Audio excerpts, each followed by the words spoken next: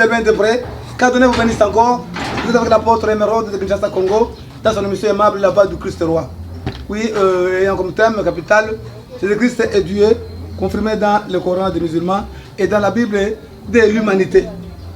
Oui, nous sommes toujours dans le livre d'Exode. Comment nous avons commencé maintenant à parler sur le livre d'Exode? On a montré, on a marché, mais on voit que le livre d'Exode, c'est quoi le livre? On veut dire que le livre c'est toi, c'est moi. Il dit que nous sommes une lettre de Christ. Ceci de que nous soyons le livre de Christ. C'est ce que nous avons entendu dans la première vidéo.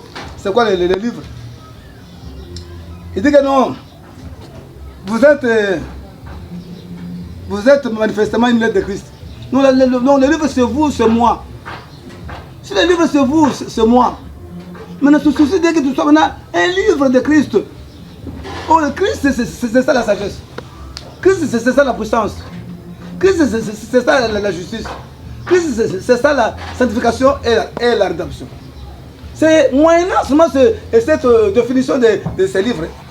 L'homme ne peut pas être encore dans le collimatoire de Satan. Un homme libre de Christ, il a la sagesse. Comme nous lisons ici la sagesse, et quel est son rôle, vous verrez que non, c'est magnifique vraiment. Un homme qui est libre de Christ ne peut jamais être ce que toi tu es aujourd'hui. Oui, Job 28. Il nous dit quoi, Job? Oui. Puis il dit à l'homme, voici la crainte du Seigneur, c'est la sagesse. S'éloigner du mal, c'est l'intelligence. L'homme libre de Christ, il a la sagesse, qui est la crainte de Dieu. Il a l'intelligence, qui est l'éloignement du mal. Mais comme l'homme libre de Christ, il a la sagesse. C'est quoi la sagesse? Il dit qu'il est un homme. C'est ça la crainte du Seigneur. Maintenant, on va me demander maintenant, c'est quoi la crainte du Seigneur que l'homme peut avoir? Il dit non, Proverbe dit. C'est quoi la crainte de Dieu? La crainte de l'Éternel, c'est la haine du mal. Donc, l'homme appelé livre de Christ, il vit à la haine du mal. Il a la sagesse, il a l'intelligence pour tourner de tout ce qui est mal. Il a la sagesse pour vivre à la crainte du Seigneur. C'est-à-dire que quelqu'un qui hait le mal, selon Salomon avec son livre de Proverbes. Mais on est étonné, toi qui fais beaucoup d'années dans l'église, tu n'es pas encore le livre de Christ. C'est tu es dans le mal, tu es dans le fétiche, tu es dans la sorcellerie, tu es tout. Et tu es pasteur. Regardez comment tu as construit ton église. C'est en forme de la tombe. La toiture de votre église, c'est une tombe. C'est pas encore. C'est par là que. Hier, on a vu encore même le cercueil de votre femme. Dans cette église. Parce que tu n'es pas encore Genèse. Tu n'as pas encore entendu la parole de l'esprit. Tu n'as pas encore fait l'exode. Et comment on peut te sacrifier toi aussi femme? Comment ton mari magicien peut te sacrifier? Toi qui es le de Christ. On a vu des musiciens qui ont connu des succès, qui tuaient que leur femme avant de faire l'album, sa femme mourait. Mais à la fin, il avait une femme là qui dit non, moi je ne peux pas me sacrifier. Parce que la femme là était le livre de Christ. Frères et sœurs de loin de près, nous vous convions. Si vous venez vous réveiller, réveillez-vous. Soit des livres de Christ, vous aurez une sagesse qui vous faudra haïr le mal. Et de deux, le livre de Christ a la puissance. C'est quoi la puissance? En quoi consiste la puissance de Christ? En quoi consiste la puissance? Demandons au médecin Luc, dans le chapitre 10, verset 17 jusqu'à 20. Voici, je vous ai donné le pouvoir de marcher sur les serpents, les scorpions, et surtout la puissance de l'ennemi, et rien ne pourra vous nuire. L'homme libre de Christ, il est doté d'une puissance, d'un pouvoir extraordinaire de marcher sur le serpent, de marcher sur les scorpions. Et rien ne pourra vous nuire. Quand tu vois quelqu'un qui est dans l'église, il est encore nuit par les sorciers, par les féticheurs, par les marabouts, il n'est pas encore le nôtre. Quoi qu'il vienne à l'église, mais il n'est pas encore avec nous ensemble. Ce sont les gens-là qui font des troubles. Ils sont à l'église, il a connu l'accident. Le camion lui a cogné. Et la moto lui a cogné et il est mort. Non. Ce sont les gens-là à qui on sacrifie comme ça. Mais l'homme libre de Christ ne peut jamais sacrifier parce qu'il a la puissance sur le serpent, sur les scorpions. Et qui sont les scorpions? Ce sont les sorciers qui viennent à l'église, qui viennent avec la Bible. Ce sont ceux qui prêchent. Mais tout en étant sorcier. Ce sont ceux qui font la modération. Ce sont ceux qui chantent à l'église. Ce sont ceux qui donnent des montants colossales pour répondre les soins et aider l'œuvre de Dieu. Alors, c'est pitoyable. Ce sont ceux qui viennent tuer le pasteur avec le poison. Ce sont ces gens-là qui viennent empoisonner le pasteur. L'homme libre de Christ a la puissance, a le pouvoir sur les démons, tout Satan. Et rien ne pourra le nuire. Aucune puissance ne pourra le nuire. Hier, vous avez entendu que quand je passais dans une maison là, le code a été brûlé. C'est vous qui avez entendu. Moi, j'avais dit, est-ce que vous avez vu à mes pieds le feu? Non, je n'ai pas le feu à mes pieds. Parce que je suis le livre de Christ. L'autre est venu avec son talisman. Il est de Maïkari. Il dit qu'apôtre, quand vous prêchez, je sens en moi, une fois qu'il dit que non, fais sortir ton talisman. Je dis, mais donnez pas la maison, venez avec ça dans l'assemblée. On va brûler ça devant tout le monde. Il est venu avec ça, on a brûlé. Et son mari avait dit quoi? Comme il a brûlé, il ne fera pas un jour, 2 jours. Maintenant, j'ai vu. Et je vivrai au 16e siècle. Je vis. Le talisman a été brûlé devant tout le monde. Parce qu'il a fait de moi son livre. Et rien ne pourra me... Rien. Au nom de Jésus. Ton père qui est sorcier, vous voulez quitter la maison. Je sais comment son père était dans les loges. Son père était dans la pratique des dragons. Dieu avait dit quoi à Gédéon? Quitter la famille? Non. Allez abattre les pieds. C'est ça notre mission, nous, étant le livre de Christ, d'aller abattre les pieds, d'aller renverser le pouvoir des sorcelleries dans nos familles. Et sur l'avenir est partout. Oui. Et puis le livre d'Exode vient en deuxième lieu. C'est le deuxième livre. C'est-à-dire que le livre d'Exode nous amène le chiffre 2. C'est quoi le chiffre 2? Le chiffre 2, c'est quoi? Et demandez d'abord au roi Salomon dans son livre des Proverbes.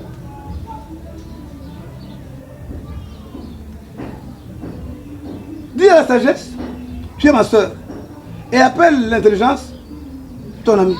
Donc le chiffre 2 symbolise ma sagesse et l'intelligence. Dans le livre de l'Exode, on marche avec le chiffre 2. On vient avec le chiffre 2 pour te donner toi le 2. Parce que toi tu manquais le 2. Toi tu avais les 5. Le 5 qui est le sens. Tu avais les 5 sens. Très tonnel de la vie. Tu étais venu dans les 5 sens quand tu voyais, tu étais tombé. Quand tu écoutais, tu étais tombé. Quand tu sentais l'odeur, c'est comme si cette odeur, c'est comme si l'odeur, c'est comme si. Et quand tu voyais et quand tu entendais non. Et quand tu parlais, c'était des bobards. Et quand tu touchais, sentiment. Maintenant, on fait maintenant avec le chiffre 2. Pour te demander maintenant à avoir l'intelligence. Pourquoi le chiffre 2? Quel est son rôle initial? Non, on fait avec le chiffre 2. Parce que c'est le chiffre 2 a son rôle initial que vous avez oublié, vous aviez quitté. Quel est son rôle? Son rôle est défini en Job 28. Oui. Puis il dit à l'homme, voici la crainte du Seigneur, c'est la sagesse. Sur le du mal, c'est l'intelligence. Ah donc, il vient avec le chiffre 2. Le 2 là, tu auras la sagesse. C'est quoi la sagesse? C'est ça la crainte du Seigneur.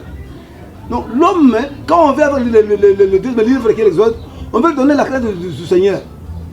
En quoi consiste la crainte du Seigneur? Demandez toujours à Salomon. La crainte du Seigneur. 13, Proverbe. La crainte de l'Éternel, c'est la haine du mal.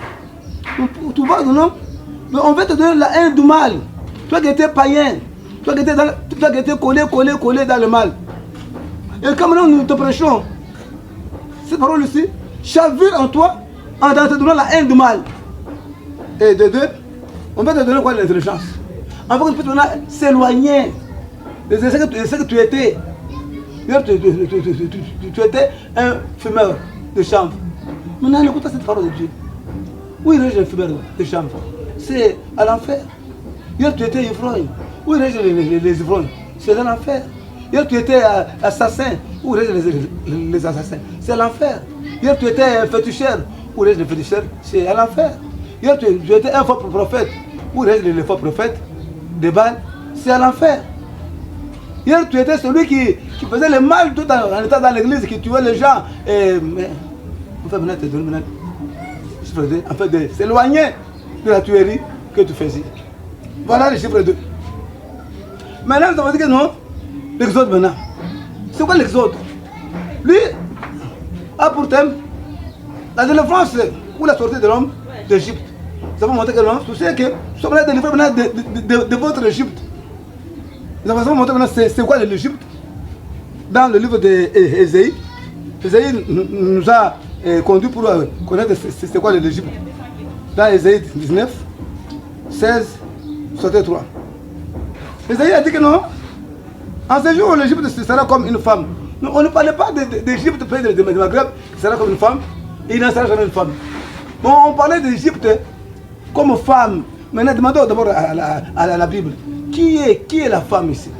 Demandons au prophète Zacharie. Zacharie, accommodez la pensée de votre collègue Ésaïe. Il dit que l'Égypte sera comme une femme. Maintenant, qui sont des femmes selon toi, prophète Ésaïe, et selon toi, prophète Zacharie? Zacharie nous dit que la femme ici qu'on parle, nous lisons dans ce verset 7 à 8. Et voici une masse de plomb s'est élevée, et il y avait une femme assise au milieu de l'éléphant. Il dit c'est l'iniquité, il a repoussé. Donc ici, il a appelé la femme iniquité. Donc si on dit que l'Égypte sera comme une femme, l'Égypte symbolise l'iniquité, le mal, la boisson, l'ivrognerie, le chanvre, la débauche, la tuerie. Donc tous ces 15 fruits de la chair, de Phénix 5, 19 à 21. Tout ce qui est affection de la chair, de Phénix 8, 5 à 8. Donc parce que là c'est inimitié. L'homme se sépare avec son créateur. L'homme est maintenant séparé avec son créateur à cause des œuvres de la chair. Ceux en effet qui vivent selon la chair s'affectionnent aux choses de la chair. C'est là où l'homme est. C'est là où tu es. Affectionné à la chose de la chair. C'est là où tu es même dans la magie. Tu es sorti avec la famille de ton mari, avec la famille de ta femme. Parce que tu es toujours affectionné à la chair. Et même les gens même ont peur de toi. Même tes filles ont peur de toi, que papa peut nous faire du mal. Tandis que ceux qui vivent selon l'esprit s'affectionnent aux choses de l'esprit. L'affection de la chair, c'est la mort. Donc c'est la mort. Quand tu as cette affection-là, tu es déjà mort, quoi que vivant. C'est la mort. Mais tu ne te connais pas que tu es mort. Tu marches, tu prêches, on t'appelle même chef. Oh, ordre. Ordre à qui? Tu donnes ordre à qui? Elle est mort. Donc l'affection de la chair, c'est celui qui vit dans le désir de la chair. Donc c'est ce qu'on dit que tu es non. C'est ça son Égypte. C'est le mal que l'homme fait. Donc il est mort devant Dieu. Quoique vivant, mais devant Dieu, cet homme ici est mort. C'est ça que dit Timothée. Timothée 5, 6 à 7. Mais celle qui vit dans le plaisir est morte, quoique vivante.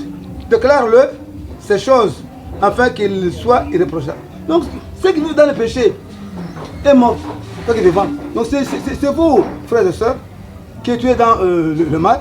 Souci de Dieu que tu puisses être délivré. Donc, faire votre exode. Donc, la sortie du mal, sortie de votre Égypte. Chacun a son Égypte. Et tu connais ton Égypte, tu connais. Je ne peux pas parler de ton Égypte plus que toi-même. Tu te connais bien. Toi, votre Égypte, c'est la colère. C'est la tromperie. Et tu es pasteur, tu viens à l'église, tu fais les prophéties, tu dis que tel est sorcier. Il n'a jamais été sorcier. Tu le mets maintenant en confusion avec sa famille biologique. Tu le mets maintenant en confusion avec les gens maintenant à la haine à cause de toi. Il est maintenant le mal aimé à cause des prophéties mensongères. Apôtre, prophète, docteur. C'est ça qu'on dit que nous devons faire maintenant la sortie dans votre Égypte qui est la prophétie mensongère. Tu prêches, mais tu es dans la haine. Tu prêches, ta famille est déjà divisée et toi tu es le maître de la division. Oui. On dit que le livre d'Exode a pour thème la sortie d'Égypte. Oui, aussi, a beaucoup de thèmes. A pour thème la sortie du ténèbre à la lumière. Non, tu avais ton ténèbre. Tu sais que tu sors maintenant du ténèbre maintenant à la lumière. Du ténèbre à la lumière. Voyons si on aura du temps. Tu sais que puisse sortir de votre ténèbres pour la lumière. Romains 13, 12. La nuit est avancée, les jours approchent. Dépouillez-nous donc des œuvres des ténèbres et revêtons les armes de la lumière. On doit se dépouiller. Les jours approchent. Les jours viennent de la lumière. C'est quoi la lumière? La lumière, c'est ça la connaissance de la parole de l'esprit. La connaissance de la parole, de révélation des chiffres, des lettres publiques. Des lettres publiques selon la parole de Dieu. C'est ça la connaissance, qui est une lumière. Mais maintenant les jours, c'est la pratique de ce que tu as entendu. C'est mise en pratique de cette connaissance-là. Or, toi, tu étais ténèbres, sans connaissance et sans lumière. Et maintenant, le souci de Dieu qui te vient du ténèbre à la lumière. C'est quoi la lumière? Ici que nous parlons, c'est quelle lumière? Matthieu 11. Pensons même avec Matthieu 5, 14 à 16. Vous êtes la lumière du monde. Ah, vous voyez? Il dit maintenant que vous êtes la lumière du monde. L'homme qui a fait l'exode devient maintenant une lumière. De manière éclairer le monde, c'est toi. L'éclaireur du monde, c'est toi. Une ville située sur la montagne ne peut être jamais cachée. Ne peut pas se cacher. C'est connu que toi tu pries. C'est connu que tu es pasteur. C'est connu que tu es frère. On te connaît. Là, vous entrez les routes, même les conducteurs, c'est ce que non? Les frères, ça c'est les frères. 16. Que votre lumière luise ainsi devant les hommes, afin qu'on voie vos bonnes œuvres et qu'ils glorifient votre Père qui est dans le ciel. Je sais que votre lumière luise, votre lumière brille, votre connaissance s'éclate. Faites éclater votre connaissance. C'est dans l'œuvre maintenant. C'est dans la propagation maintenant. C'est dans la pratique maintenant qu'on va comprendre la lumière. Lumière. C'est devant le mal pour trouver le mal. C'est toi la lumière du monde. C'est toi la lumière du monde. Est-ce que tu vas maintenant triompher le mal? Tu vas triompher le mal. C'est ça qu'on se demande. Tu triompheras le monde ou bien le monde va te triompher. Il dit que votre lumière brille par rapport aux autres. Et en faisant briller votre lumière, les autres vont se sentir sauvés. C'est toi le sauveur. C'est toi la lumière du monde. C'est toi la lampe qui brille. Et pour clôturer, ce livre-ci a 40 chapitres. Oui, c'est 40 chapitres. Nous avons le nombre 40. Le nombre 40 là comprend deux chiffres, chiffre 4 et chiffre 0. Non, alors quand nous voyons le chiffre 4, nous voyons l'homme, nous voyons la parole spirituelle. L'homme en lui, les quatre faces sont manifestes. Nous voyons en lui des choses célestes. Les quatre symboles de la parole spirituelle qu'on veut avoir maintenant en vous. Qu'on va mener en vous cette parole-là, en ces 4 points. Oui. Oui. Quand Élie prit les livres, les 4 têtes vivantes, ça c'est le livre d'Apocalypse 5. Quand Élie prit les livres, les 4 devant et les 24 veillards se prosternent devant l'agneau et tenant chacun une harpe et des coupes. Oui. Et montons un peu, oui. Puis j'ai vu au milieu des trônes, et les 4 êtres vivants, et au milieu des veillards, un agneau qui était là, comme immolé. Il y avait 7 cornes et 7 yeux qui sont les 7 esprits de Dieu envoyés partout la terre. Il vient et il prit le livre de la main droite de celui qui était assis sur le trône. Quand il eut pris le livre, les 4 vivants et les 7 veillards, vous voyez ici, on voit ici les 4 ici. Maintenant, on nous montre maintenant les 4. Les 4 là, c'est Moïse, la parole spirituelle qu'on doit maintenant te donner, t'apprendre, afin que tu puisses maintenant être celui qui est digne d'enseigner. Donc ici, on voit les 4 êtres vivants. Ici, on voit les 4. Et puis, on les définit aussi vers le chapitre 4, commençant par 7. Le premier être vivant, semblable à un lion. Qu'on voit en toi la face des lions. Toi qui est l'exode. Ce n'est pas les lions, c'est la colère. Pas la colère d'aller sauver les gens, de se battre. La colère pour sauver les gens. L'homme qui est dans le combattant des ismes, de brahmanisme, catholicisme, kibangisme. Toi, allez maintenant les sauver, allez maintenant la vraie parole de Dieu peut sortir. C'est ça la colère de sortir les gens dans l'isme satanique, isme charnel, en fait qu'ils aient l'isme de Dieu. Et semblable à un lieu. Et le second, semblable à un veau. Ici, le veau, ici, c'est la vache. Ici, c'est la parole qui montre la familiarité, qui vient te donner l'amour, le sens de famille. L'homme qui montre la bonne nouvelle aura le sens de famille. Et tous sont ses frères. La parole qui vient donner l'amour de famille. Il va maintenant se familiariser avec les autres qui sont dans l'église. Sont ses frères, sont ses papas, sont ses mamans. Et un autre, la face d'un homme. Ici, par l'homme, c'est la parole qui vient avec l'intelligence, pour montrer à l'homme l'intelligence, de ne pas faire ce qu'il faisait, mais de s'éloigner de tout ce qui est mal. De s'éloigner de tout ce qui est mal.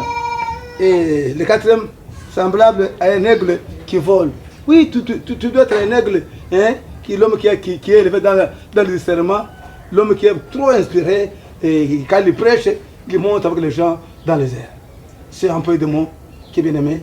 Nous vous disons que non, le livre des autres avec un chapitre, les 4 là c'est la parole. Donc nous venons avec les 4 pour que tu sois un homme de parole, tu sois un parolier.